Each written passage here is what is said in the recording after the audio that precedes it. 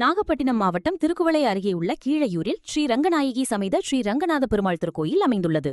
இக்கோயிலில் சித்திரை பிரம்மோற்சவ விழா கடந்த மே 1ஆம் தேதி கொடியேற்றத்துடன் தொடங்கியது. 10 நாள் திருவிழாவின் முக்கிய நிகழ்வான திருக்கல்யாணம் இன்று நடைபெற்றது.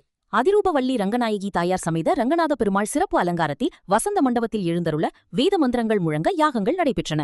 முன்னதாக பக்தர்கள் 51 வரிசை தட்டுகள் எடுத்து வந்து அர்ப்பணித்தனர். தொடர்ந்து மாலை மாற்றும் வைபோகம் மற்றும் மாங்கல்ய தாரணம் நிகழ்ச்சி பாரம்பரிய முறையில் நடைபெற்றது. மங்கள இசை ஒலிக்க நடைபெற்ற இந்த திருக்கல்யாண நிகழ்ச்சியில் திரளான பக்தர்கள் கலந்து கொண்டு கோவிந்தா கோவிந்தா என பக்தி முழக்கமிட்டனர். பெண்கள், குழந்தைகள் உள்ளிட்ட அனைத்து தரப்பினரும் ஆர்வமுடன் கலந்து கொண்டு பெருமாளை தரிசனம் செய்து பிரசாதம் பெற்றனர்.